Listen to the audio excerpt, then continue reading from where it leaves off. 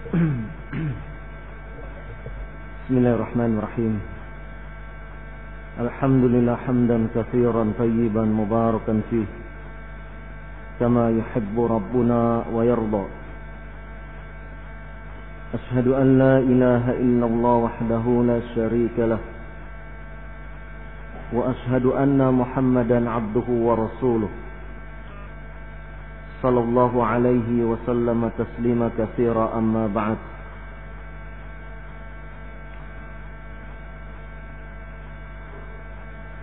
Alhamdulillah, syukur kita panjatkan kepada Allah Subhanahu wa taala yang telah melimpahkan kenikmatan, dan di antara kenikmatan tersebut Allah memberikan kekuatan kepada kita untuk hadir kembali di dalam majlis ini. Mudah-mudahan apa yang kita dapatkan dari kajian-kajian ini bisa bermanfaat, membawa kebaikan kepada kita semua, terutama terselamatkannya agama kita, dipeluknya Islam hingga akhir hayat nanti, dan kita meninggalkan dunia ini dalam keadaan husnul khatimah. Sebagaimana pembahasan yang telah lalu, ketika orang tua memberikan cinta kasihnya kepada anak, bukanlah berarti memberikan hal-hal yang bersifat manja. Bukan berarti cinta kasih itu diidentikan dengan sikap-sikap dari orang tua yang memanjakan anaknya. Namun wujud cinta kasih itu lebih ditekankan kepada upaya-upaya kita sebagai orang tua untuk membentuk kepribadian anak agar selaras dengan apa yang dikehendaki oleh Allah dan Rasulnya, menjadi manusia-manusia yang taat beribadah kepada Allah Subhanahu wa taala, manusia-manusia yang memiliki rasa takut bila berbuat maksiat kepada Allah Subhanahu wa taala, manusia-manusia yang senantiasa meningkatkan segenap ketakwaan kepada Allah Subhanahu wa taala. Manusia-manusia yang demikian inilah yang kita harapkan lahir dari generasi kita, sehingga ke depan cahaya Islam bisa dipegang oleh mereka dengan tantangan dan segala macam halangan yang tentu berbeda pada zaman sekarang ini. Oleh karena itulah, sebagai wujud cinta kita kepada anak, hendaklah seorang pendidik, apakah itu orang tua atau pengajar, memiliki sifat-sifat karakter yang akan ditiru oleh anak didik itu sendiri. Di antara karakter tersebut yaitu seorang pendidik hendaknya memiliki sikap yang tenang dan tidak terburu-buru, isti'jal dalam mengambil keputusan ataupun dalam memberikan ketentuan-ketentuan kepada anak didik.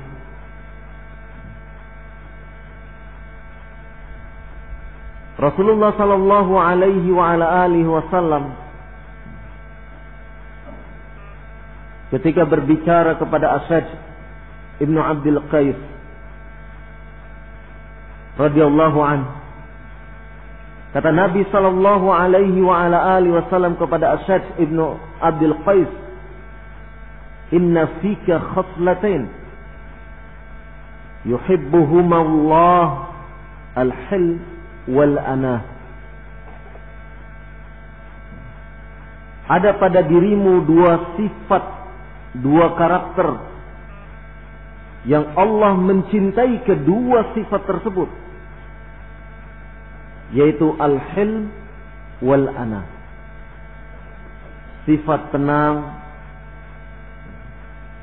dewasa, dan sifat ta'anni, tidak terburu-buru dalam membuat satu keputusan. Benar-benar berdasarkan pertimbangan, benar-benar berdasarkan pemikiran yang matang, sehingga segala keputusan, segala pertimbangan yang diputuskan didasari oleh pertimbangan yang matang. Sikap yang demikian ini sangat dituntut oleh seorang pendidik, pengajar, pengasuh, orang tua, manakala melihat keadaan anak didik yang beragam, sifat, watak, karakter. Satu anak mungkin dia memiliki sifat mudah emosi. Satu sisi atau satu anak mungkin memiliki sifat mudah bercanda atau yang lainnya. Maka menghadapi berbagai macam keadaan anak tersebut, maka seorang pendidik haruslah memiliki sifat-sifat yang demikian ini. Tenang melihat keadaan dan kemudian tidak terburu-buru dalam membuat satu ketetapan.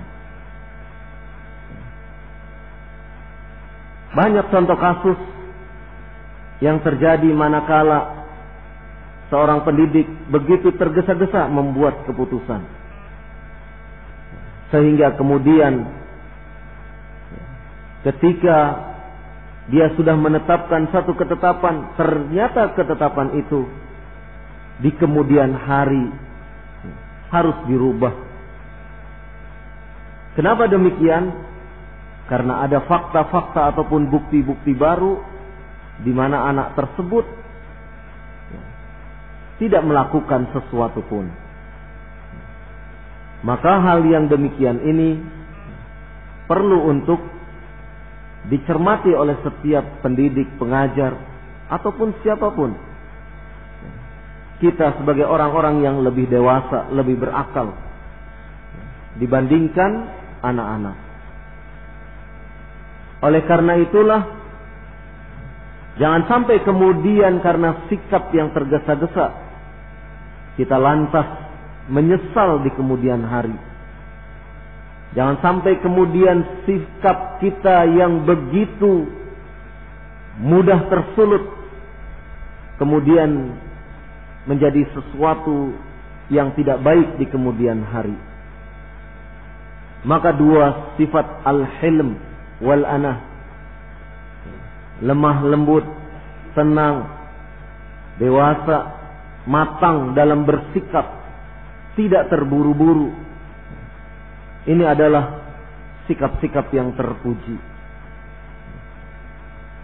Semakin banyak pengalaman seseorang dalam menangani masalah anak, maka akan semakin dia memahami karakter dan cara mengatasi anak. Oleh karena itulah sikap al-hilm wal anah akan lebih matang manakala semakin bertambah pengalaman-pengalaman tersebut.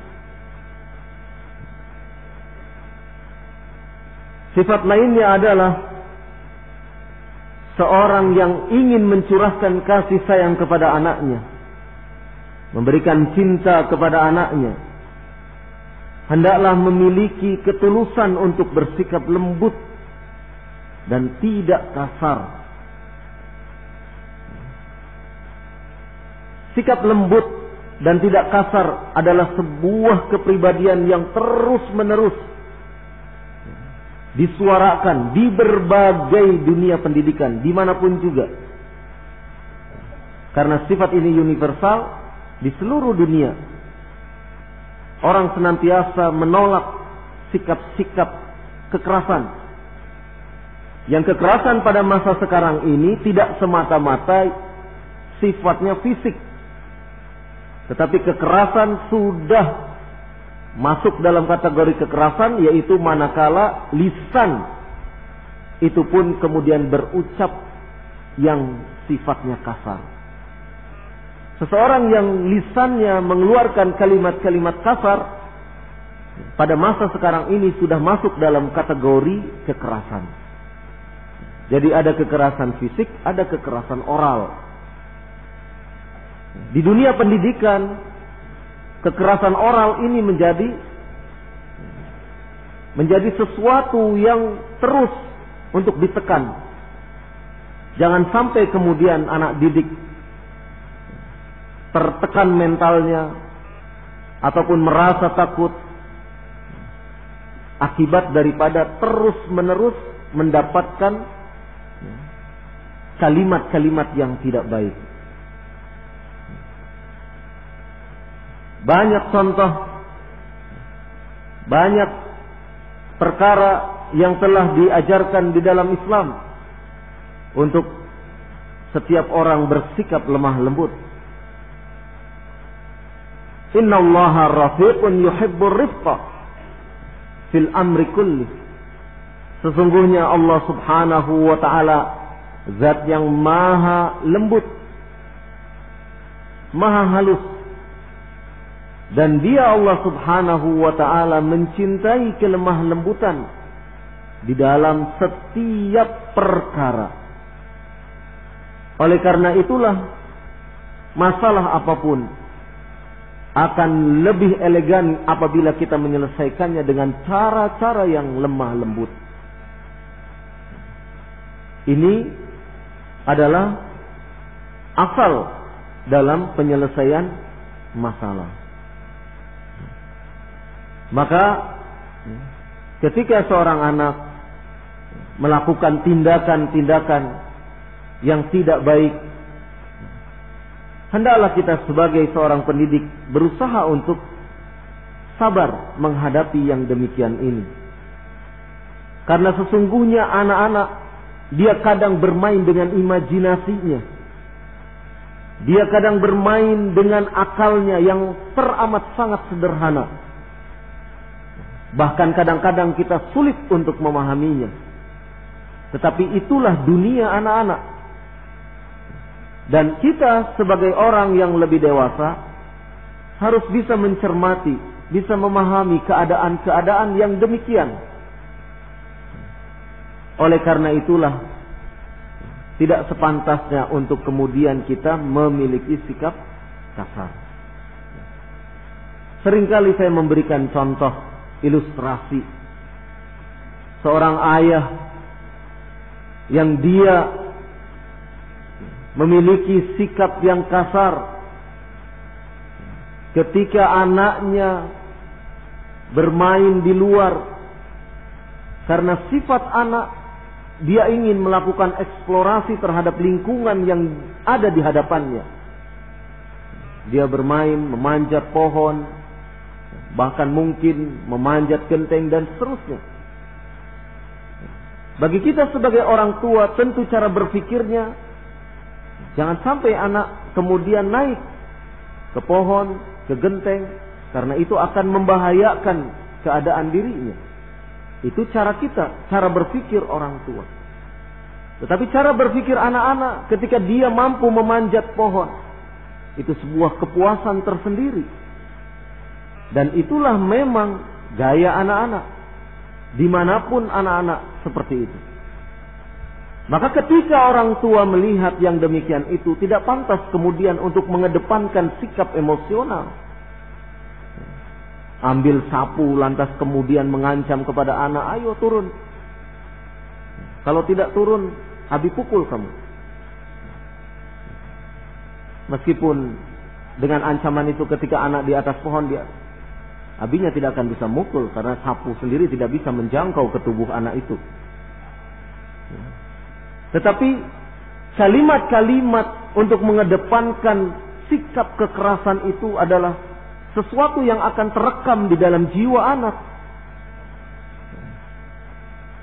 Sehingga ketika anak misalnya melakukan perbuatan-perbuatan baik, itu adalah karena dorongan takut nanti dimarahi oleh abi. Takut nanti abi begini dan begitu. Melakukan sebuah aktivitas-aktivitas kebaikan, itu dalam benak anak adalah benak ketika orang tuanya memegang sapu, memegang rotan, matanya melotot, sambil lisannya berkata-kata. Itulah yang terekam dalam jiwa anak. Sehingga proses pendidikan itu tidak mengalir secara alamiah. Artinya apa? Artinya anak tidak melaksanakan satu perbuatan kebaikan itu atas dasar kesadaran, atas dasar pengetahuan yang ada pada dirinya. Nah, ilustrasi tadi, ketika anak memanjat pohon, kemudian diancam di bawah pohon, tentu anak tidak akan bisa untuk turun karena dia melihat ayahnya marah. Tapi manakala seorang ayah mengatakan kepada anaknya, Masya Allah, sudah bisa memanjat sekarang, coba buktikan. Kalau memang anak abi itu pintar, buktikan sekarang turun, abi tunggu di bawah. Tentu akan lain sikap anak. Sikap anak akan lain manakala kalimat-kalimat yang keluar dari lisan orang tua tersebut lebih lembut kepada keadaan jiwanya. Nah, penyelesaian masalah yang seperti inilah yang akan memberikan kesan baik, akan memberikan sesuatu yang tertanam secara baik kepada anak. Sehingga anak-anak tidak diajari langsung ataupun tidak oleh gurunya untuk melakukan tindakan-tindakan agresivitas, tindakan-tindakan kekerasan, yang tentu saja kekerasan itu sesuatu yang tidak baik manakala ditempatkan di dalam dunia pendidikan. Maka oleh karena itulah, apabila kita memang mampu untuk menerapkan hal-hal yang sifatnya lemah lembut, halus, tidak kasar, alangkah indahnya kita menanamkan pada jiwa anak sesuatu yang akan membawa kebaikan kepada diri anak tersebut. Satu kasus contoh yang terjadi di dunia pendidikan, di sebuah ma'had. Jadi ada seorang pengajar membawa anaknya. Anaknya karena merasa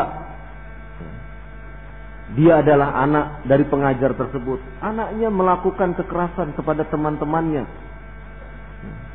di ma'had tersebut.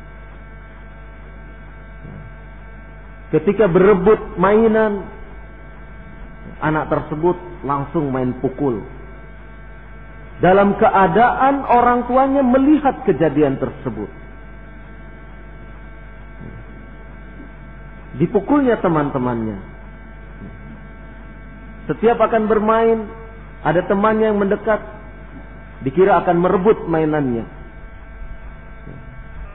Kemudian anak itu pun bereaksi sama, ingin mempertahankan mainannya dengan cara kekerasan. Melihat pola pendidikan yang seperti ini, ketika orang tua melihat anaknya memukul temannya, anaknya meludahi temannya, atau anaknya melakukan tindakan-tindakan sarkasme kekerasan yang lain.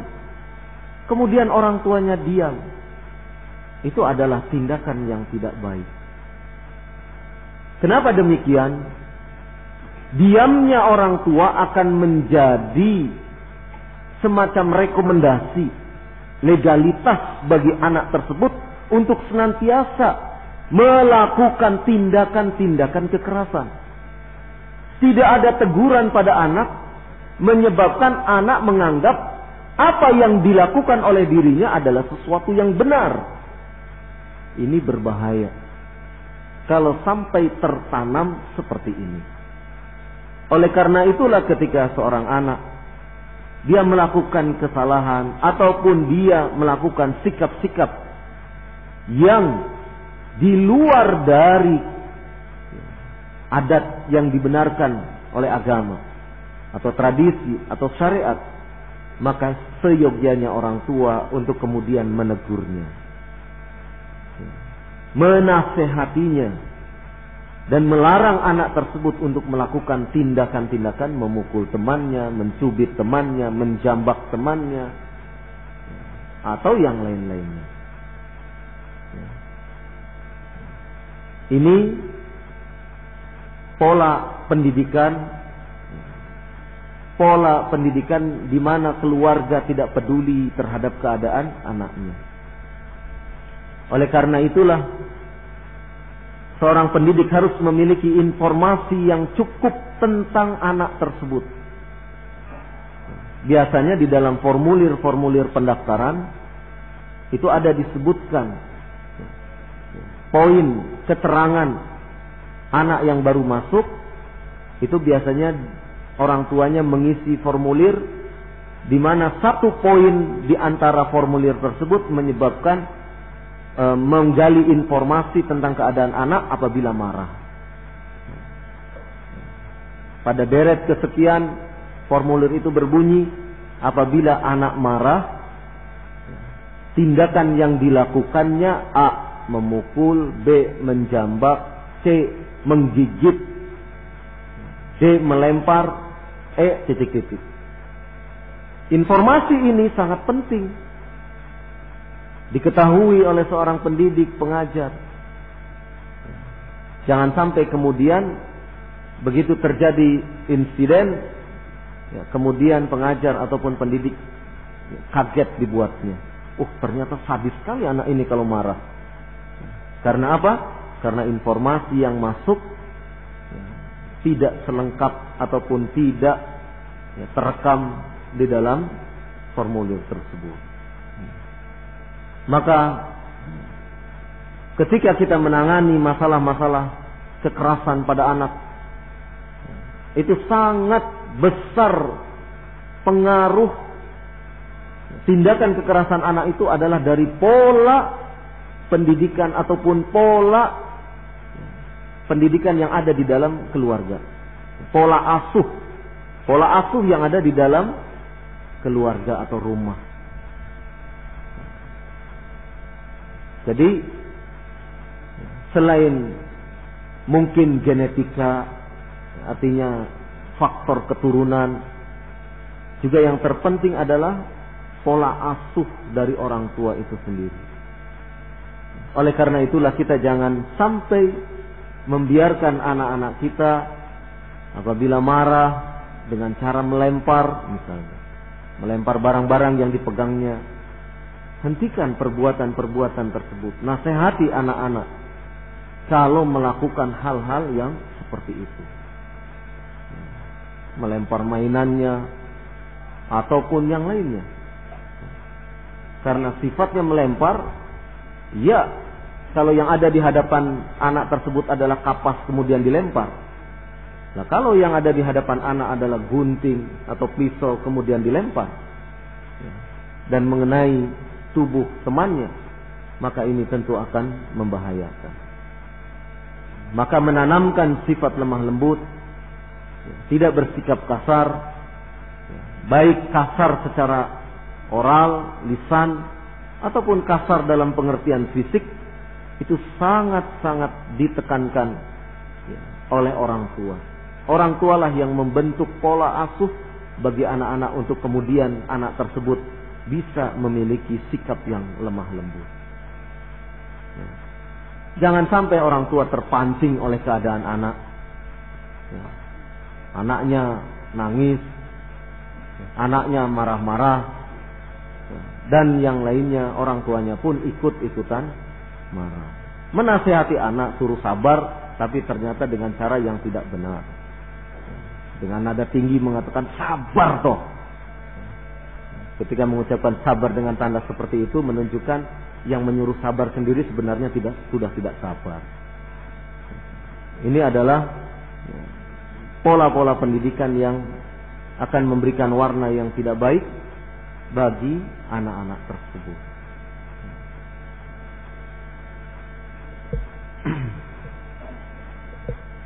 Ada pertanyaan?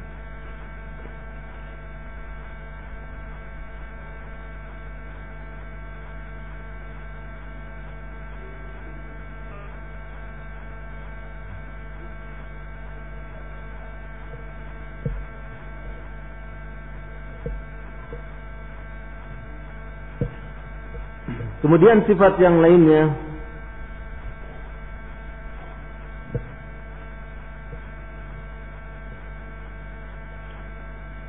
karakter yang harus dimiliki adalah hati yang penyayang.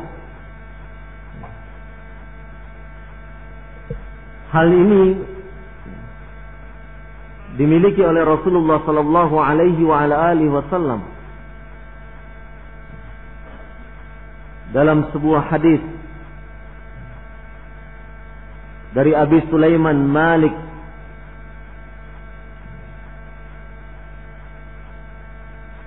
Ibnu Huwairis radhiyallahu anhu.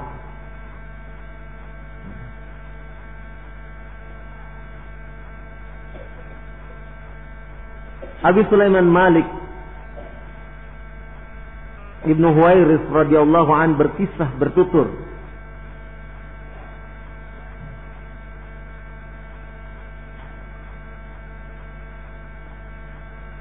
Ataina Rasulullah sallallahu alaihi wasallam wa nahnu sababatun mutaqaribun. Kami mendatangi Rasulullah sallallahu alaihi wasallam dan kami waktu itu adalah pemuda yang seusia. Fa aqamna 'indahu 20 lailatan. Kami tinggal bersama Rasulullah sallallahu alaihi wasallam 20 malam. Wa kana Rasulullah sallallahu alaihi wasallam rahiman rafiqan. Dan Rasulullah sallallahu alaihi wasallam adalah sosok manusia yang memiliki sifat rahim, sifat penuh kasih sayang dan lemah lembut.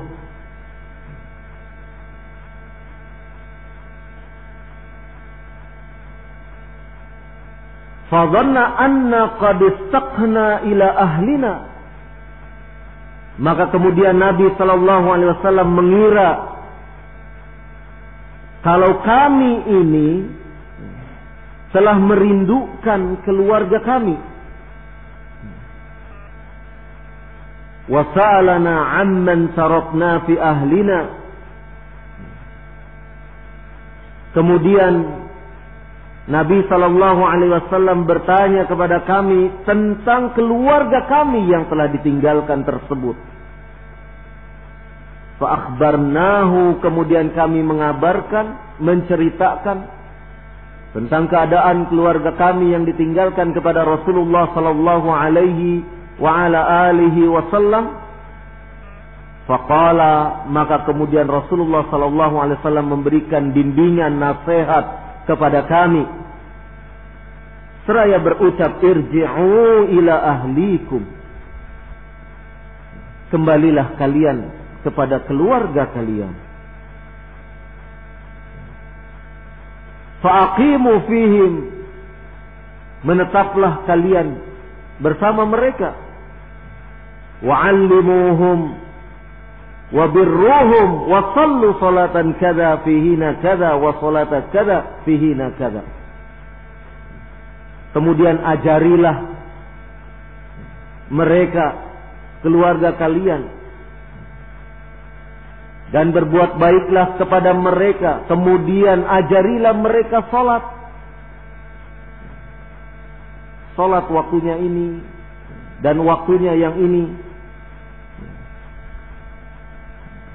Fa idza hadaratis shalah falyu'azzin ahadukum, maka apabila tiba waktu salat hendaklah salah satu dari kalian berazan. Wal ya'ummakum akbarukum, dan salah satu di antara kalian yang lebih tua menjadi imam bagi kalian. Hadis ini terdapat di dalam kitab Sahih Bukhari. Syahid daripada riwayat ini atau hadis ini adalah ungkapan sahabat mulia melihat begitu peka dan begitu sensitifnya begitu sensitif Rasulullah sallallahu alaihi wasallam melihat kepada keadaan para sahabat. Beliau begitu peduli kepada para sahabat yang sudah sedemikian lama meninggalkan keluarganya,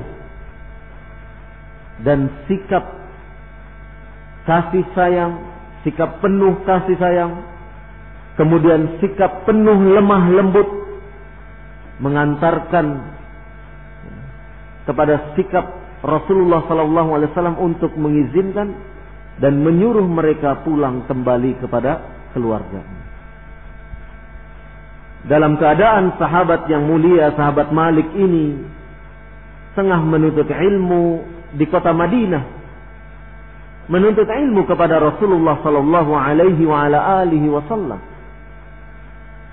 Namun dengan rentang waktu yang sedemikian lama, dan Rasulullah sallallahu alaihi wasallam merasakan getaran kerinduan, getar kerinduan dari para sahabat ini terhadap keluarga mereka. Maka Rasulullah sallallahu alaihi wasallam dengan penuh kebijakan, penuh bijak menyuruh ataupun menasehati mereka untuk kembali ke keluarganya. Tentunya dengan pesan-pesan untuk berbuat kebaikan, pesan-pesan untuk menunaikan dakwah, tidak melupakan mendakwahi keluarga saat didatangi tersebut. Maka sikap hati yang penuh penyayang ini akan memberikan bekas, memberikan asar yang sangat dalam kepada orang-orang yang dididik, orang-orang yang dibimbing. Dia akan mengenang betapa orang yang telah membesarkan, orang yang telah memberikan kebaikan kepada dirinya. Semua kebaikan yang diberikannya tersebut didasari oleh sikap kasih sayang, didasari oleh sikap penyayang. Maka asar ini akan terus diingat, asar ini akan terus bahkan ditiru untuk kemudian diperbuat sebagaimana pendidik itu mengajarkan kepada orang lain. Demikian juga Nabi sallallahu alaihi wa ala alihi wasallam, berdasarkan hadis dari Anas bin Malik yang terdapat di dalam Sahih Jami'us Shaghir, kana Nabi sallallahu alaihi wasallam arhamun nasi bis-sibyan wal 'iyal. Adalah Nabi sallallahu alaihi wa ala alihi wasallam adalah manusia yang paling penyayang terhadap anak-anak dan keluarga. Maka sikap-sikap yang demikian ini akan memberikan kenyamanan, memberikan keharmonisan, memberikan sikap sakinah, ketenangan di dalam kehidupan rumah tangga. Bagaimana mungkin seorang anak tidak merasakan kenyamanan?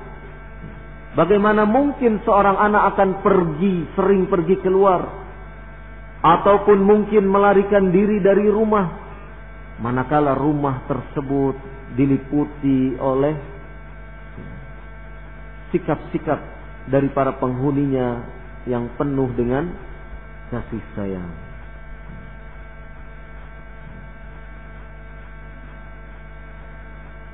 Karenanya sikap penyayang, lemah lembut adalah merupakan sifat mendasar di dalam dunia pendidikan. Allah Subhanahu wa taala berfirman, "Fabima rahmatin minallahi linta lahum walau kunta faddan ghalidhal qalb lan faddu min hawlik." Allah Subhanahu wa taala telah memperingatkan kepada kita, dan dengan sebab rahmat dari Allah Subhanahu wa taala engkau telah bersikap lemah lembut kepada mereka, dan seandainya engkau bersikap kasar, keras hati, maka niscaya mereka akan menyingkir, mereka akan menjauh dari dirimu. Fa'fu anhum wastaghfir lahum wasyawirhum fil amr. Maka berilah maaf kepada mereka, mohonkan ampun pada mereka, dan bermusyawarahlah dengan mereka dalam menyelesaikan ataupun dalam mengurusi satu perkara. Fa idza azamta fatawakkal 'ala Allah. Apabila engkau telah berbulat tekad, telah berazam, maka berikutnya engkau tinggal bertawakal kepada Allah Subhanahu wa ta'ala. Innallaha yuhibbul mutawakkilin, karena sungguhnya Allah mencintai orang-orang yang bertawakal, orang-orang yang berserah diri kepadanya. Surat Ali Imran ayat 159.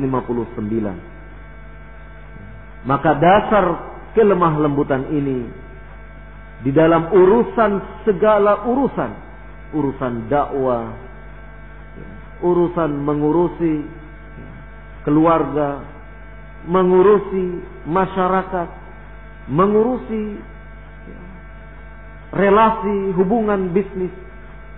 Ini adalah asas yang pokok. Memiliki sikap lemah lembut adalah sesuatu yang sangat urgen.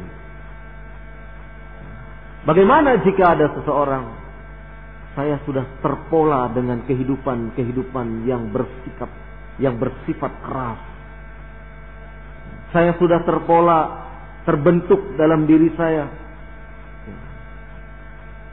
sikap-sikap yang menunjukkan kepada sarkasme, kasar. Maka kepada orang yang demikian hendaklah terus berusaha untuk merubah diri. Dari mulai merubah tutur kata secara bertahap, mempelajari, banyak membaca kitab-kitab atau buku-buku para ulama. Karena kitab-kitab buku-buku para ulama adalah kitab-kitab atau buku-buku yang di situ ditulis dengan kalimat-kalimat yang baik. Sehingga dengan pola semacam ini kita berusaha untuk mereduksi, menghilangkan asar, pola asuh kekerasan yang melekat di dalam diri kita. Kemudian selain itu, bergaul pula dengan orang-orang yang memiliki tutur kata yang baik. Jangan bergaul dengan orang-orang yang apabila bercakap, apabila mengeluarkan kalimat-kalimat tidak lebih daripada kata-kata yang kasar, kata-kata yang tidak santun. Menghindarlah dari orang-orang yang seperti ini.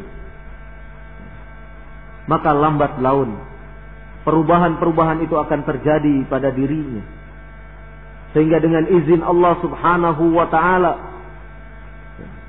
sikap kasar yang melekat pada dirinya akan secara bertahap dimudahkan oleh Allah Subhanahu wa ta'ala untuk kemudian berganti menjadi sikap-sikap yang terpuji, sikap-sikap penuh kelemah lembutan.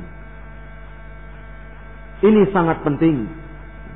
Bagaimanapun juga kita tidak mungkin menurunkan terus-menerus sikap kasar, lemah lembut, sikap kasar, kekerasan kepada anak-anak kita, kepada keturunan-keturunan kita. Kita harus menghentikan yang demikian ini. Karena sesungguhnya ketika seorang anak bersikap kasar kepada temannya, tentu temannya akan menghindar dari dirinya. Begitu juga apabila seseorang memiliki sikap kasar, tentu teman dekatnya pun akan menghindar. Perlahan, cepat ataupun lambat, teman-temannya akan satu demi satu mengundurkan diri dari dirinya, akan menjauh. Nah, fenomena yang seperti ini haruslah kemudian ditangkap untuk kemudian menumbuhkan kesadaran pada diri kita, sehingga kemudian kita berusaha untuk merubah kalimat-kalimat, kata-kata kasar tersebut. Watak asli seseorang itu akan nampak di saat situasi-situasi genting, di saat situasi di mana tingkat stres sedemikian tinggi. Itu akan nampak sekali.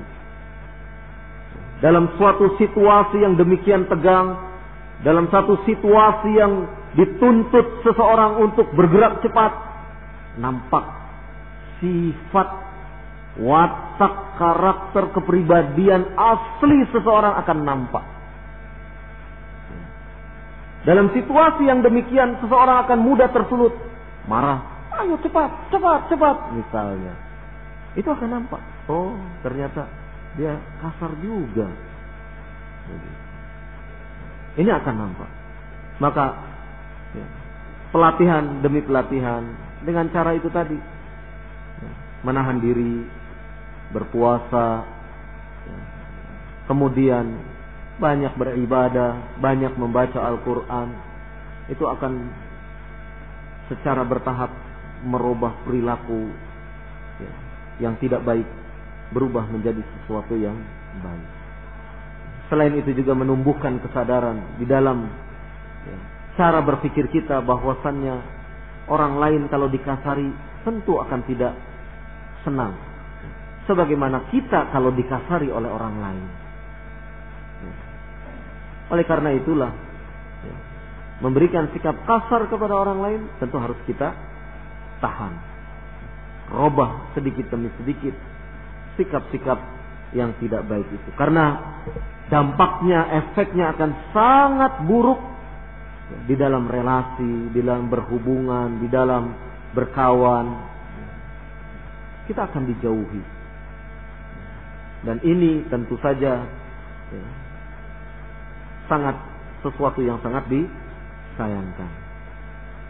Maka penting sekali menanamkan sifat lemah lembut, sifat untuk tidak kasar dalam semua aspek, baik yang sifatnya fisik, gerakan-gerakan fisik, ataupun yang sifatnya lisan.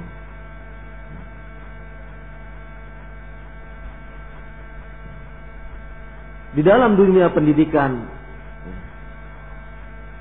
seorang yang memahami dunia anak, dia akan berpedoman kepada satu prinsip yang diajarkan oleh Rasulullah sallallahu alaihi wasallam, yaitu memilih yang termudah selama bukan termasuk perbuatan dosa.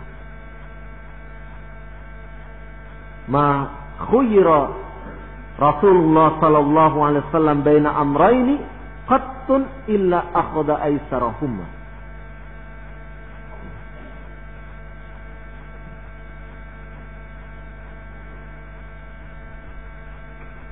Tidaklah Rasulullah sallallahu alaihi wasallam memilih di antara dua perkara kecuali beliau memilih yang paling mudah.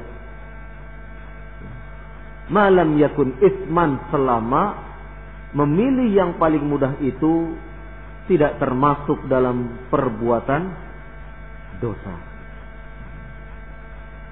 Fa in kana isman kana ab'adan nasi minhu. Dan apabila yang termudah itu adalah perbuatan dosa, maka Rasulullah sallallahu alaihi wa ala alihi wasallam menjauhkan manusia dari hal yang demikian itu. Ini prinsip di dalam mendidik anak. Contoh yang paling real yang kita temui.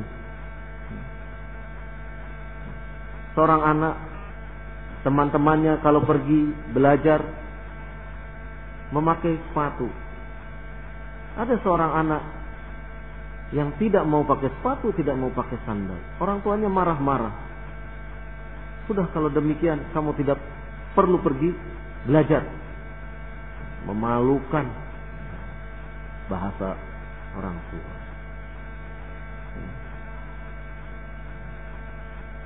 Maka kalau kita mengoreksi sifat yang demikian ini, kita akan melihat hanya lantaran sepatu, kemudian faedah ilmu, pendidikan, kemudian pergaulan dia dengan teman-temannya di tempat belajar, kemudian silaturahmi dia dengan gurunya, pengajarnya, pembimbingnya, atau segala macam kebaikan-kebaikan yang ada di dalam tempat pendidikan tersebut, dia tidak dapatkan. Hanya lantaran orang tuanya membuat keputusan yang sangat tidak bijak. Atau anak datang terlambat, kemudian diberi sanksi karena terlambat, tidak boleh masuk. Ini adalah sesuatu yang sangat tidak mendukung terhadap upaya-upaya perbaikan. Justru anak terlambat itu kan harusnya diperbaiki sikapnya. Justru anak tidak mau pakai sepatu itu kan harus diperbaiki sikapnya. Kalau kita memandang misalnya anak itu perlu pakai sepatu, ketika anak itu kemudian diputuskan oleh orang tuanya untuk tidak pergi ke tempat belajar, bagaimana kita mengupayakan perbaikan? Sementara proses perbaikan itu diantaranya ada di tempat belajar, ada di tempat di mana si anak tersebut belajar. Seharusnya kita berpikir positif, mudah-mudahan ketika anaknya masuk di tempat belajar itu, kebiasaan tidak suka pakai sepatunya akan berubah, kan begitu? Mudah-mudahan ketika anak tersebut kemudian masuk, walaupun terlambat, ketika anak itu masuk, maka mudah-mudahan ketika dia masuk, sikap suka terlambatnya akan secara perlahan diperbaiki, dinasehati oleh gurunya, oleh teman-temannya, dan yang lainnya. Coba bandingkan manakala anak terlambat kemudian tidak boleh masuk, dia tentu akan main di rumah, dia tentu akan entah keluyuran kemana, sehingga anak kemudian tidak mendapatkan nasihat, tidak mendapatkan pembelajaran untuk tidak terlambat lagi. Sikap-sikap yang demikian ini adalah sikap-sikap yang kita memilih, yang seharusnya kita pilih adalah sudahlah, masalah terlambat mungkin nanti bisa dinasehati ketika di kelas atau di ruang tempat belajar. Sekarang masuk saja dulu, masuk. Nah, dimudahkan untuk anak kemudian mendapatkan pembekalan-pembekalan bagi kebaikan dirinya. Oleh karena itulah prinsip memilih yang termudah selama yang mudah tersebut tidak menimbulkan dosa, tidak melanggar syariat, maka perlu kita jalankan. Seorang anak belajar praktek sholat, praktek sholat, dia cuma bisa membaca surat Al-Ikhlas. Jangan kemudian ditekan, dipilihkan oleh gurunya surat ini saja.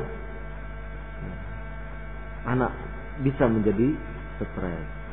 Berikan keleluasaan kepada dia untuk kemudian memilih yang menurut dia itu yang lebih mudah. Sehingga dengan dia merasa mudah di dalam proses belajar itu, tumbuh motivasi dia, tumbuh semangat dia. Karena ternyata, oh, belajar itu ternyata mudah toh. Belajar itu ternyata mudah ya.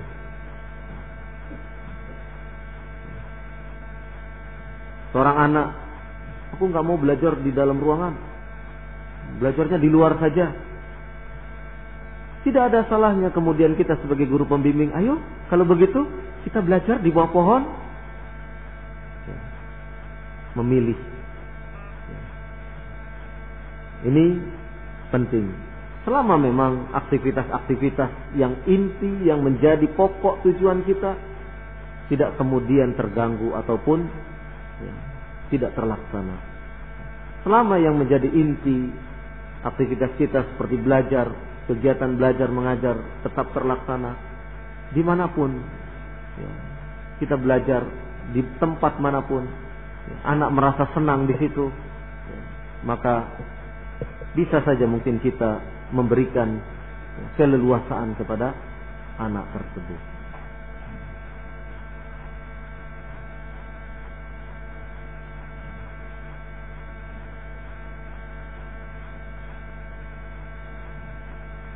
Kemudian perlu juga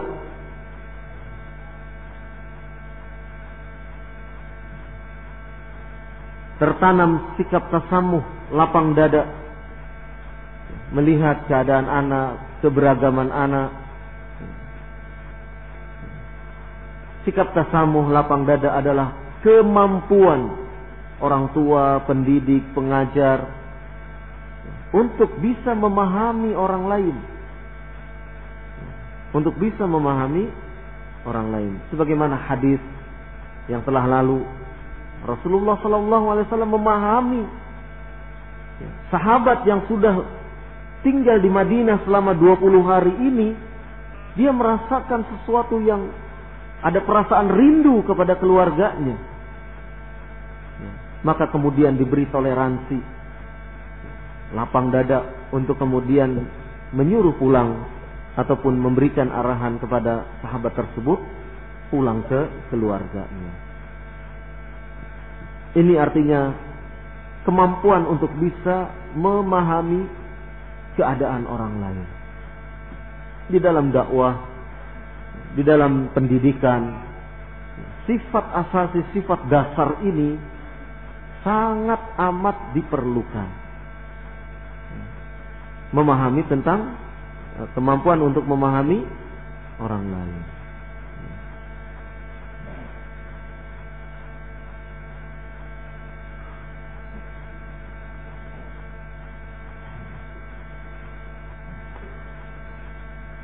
Pendidikan-pendidikan seperti misalnya kita dididik apabila ada yang sakit dijenguk. Itu adalah pendidikan-pendidikan dalam upaya untuk menanamkan bagaimana anak bisa memahami orang lain. Bisa merasakan musibah atau penderitaan yang tengah dialami oleh orang lain.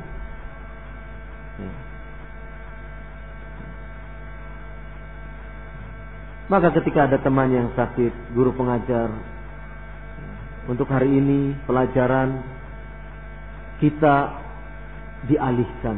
Bukan berarti proses belajar mengajar itu jadi tidak ada. Ketika ada satu anggota kelas sakit, kemudian aktivitas belajar yang biasanya aktivitas belajar rutin itu kemudian ditiadakan. Dalam pengertian bukan tiada dalam pengertian menafikan secara keseluruhan, tidak. Tetapi lebih tepat kalau disebut mengalihkan bentuk kegiatan proses belajar mengajar dalam bentuk yang sifatnya praktis. Apa itu? Yaitu menengok teman yang sakit. Menengok teman yang sakit adalah proses mempraktekkan langsung dari nilai-nilai toleransi itu tadi. Tasamuh, lapang dada, penuh pengertian kepada orang lain. Itu adalah praktek di dalam sekian lama mungkin anak itu menghafal hadis, berbuat baik kepada orang lain, menghafal hadis tentang menjenguk. Tapi karena tidak ada yang sakit, hadis-hadis seperti itu tidak dipraktekkan.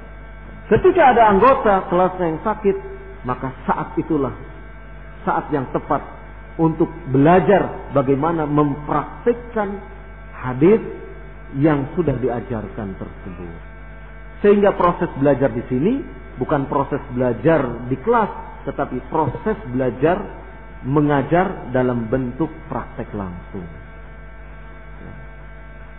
Ya, kalau orang-orang di sekolah umum kan ada istilahnya praktek kerja lapangan. Itu kan mewujudkan teori-teori yang selama ini dipelajari. Kan begitu. Ya. Ada lahannya untuk melakukan praktek kerja lapangan. Di dalam kita mengajari anak-anak pun demikian. Ya.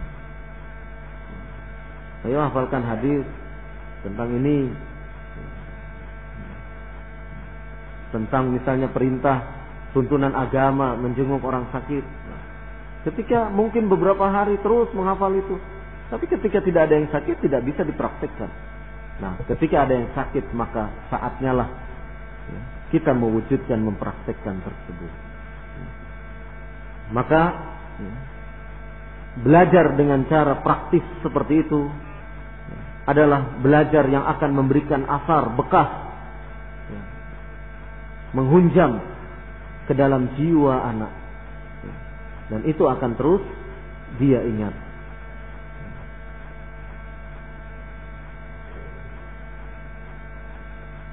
Kemudian berupaya di dalam membentuk kepribadian anak sebagai wujud cinta kita kepada anak, dan kita tidak menginginkan anak mengalami malapetaka yang sedemikian dahsyat akibat dari pola asuh kita yang keliru. Maka wujud bukti cinta kita kepada anak kita yaitu menjauhkan diri dari sifat marah. Berusaha untuk tidak marah di depan anak. Ini pekerjaan yang mudah diucapkan tapi sangat sulit untuk dipraktekkan. Proses pelatihannya sangat lama sekali.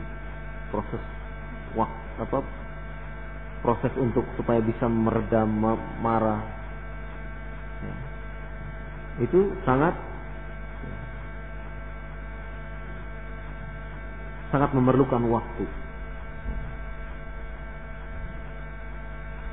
Rasulullah sallallahu alaihi wasallam berdasarkan hadis dari Abi Hurairah radhiyallahu anhu pernah bersabda, "Laisa syadidu bis-sur'ah, innama syadidu alladhi yamliku nafsahu 'inda al-ghadab." Bukanlah orang yang kuat itu yang jago gulat. Sesungguhnya orang yang kuat itu adalah yang mampu menahan keadaan amarahnya, emosinya ketika dia marah. Ini membutuhkan latihan yang sangat serius. Apalagi pengajar yang setiap hari berhadapan dengan anak-anak. Kalau kita bisa untuk tidak bersikap marah, tidak mengeluarkan amarah kita di hadapan anak-anak, itu akan jauh lebih baik keadaannya dibandingkan apabila anak kemudian tahu kita ini suka marah, atau anak itu mengenal kita ini sebagai orang yang pemarah, sumbu pendek, baru disulut sudah meledak. Maka alangkah lebih baiknya apabila kemudian kita menjauhi sifat yang demikian ini. Apabila kita tersengat untuk kemudian kita ingin marah, maka segeralah beristighfar. Beristighfar, kemudian tahan amarah tersebut. Karena sesungguhnya ketika kita marah di hadapan anak-anak, maka anak-anak itu mungkin tentu diam. Tetapi diamnya bukan karena proses pembelajaran, proses kesadaran pada dirinya, tetapi lebih cenderung diamnya itu adalah karena proses rasa takut akibat orang dewasa yang dihadapannya adalah sedang marah. Ini proses yang demikian tentu berbeda apabila anak diam karena punya kesadaran dengan anak diam yang kemudian sedang dimarahi. Ikhwatiddin azakumullah, mungkin itu beberapa poin, beberapa sifat yang mudah-mudahan kita bisa mengambil faedahnya. Tidak ada lain adalah demi kebaikan anak-anak kita. Anak-anak kita yang di rumah, atau anak-anak kita yang menjadi tanggung jawab kita di pondok atau di tempat belajar manapun, sehingga kemudian proses belajar mengajar, proses melatih anak, mengasuh anak dengan bimbingan Al-Quran was sunnah, dengan pemahaman salafus saleh, bisa terlaksana dengan sebaik-baiknya. Kita berharap dan berdoa kepada Allah Subhanahu wa taala semoga memudahkan setiap upaya yang mengarah kepada kebaikan, dan mudah-mudahan Allah senantiasa mengabulkan apa yang kita mohonkan. Wallahu a'lam bissawab. Subhanakallahumma wa bihamdik, asyhadu an la ilaha illa anta, astaghfiruka wa atubu ilaik. Wassallallahu ala nabiyyina Muhammad walhamdulillahi rabbil alamin.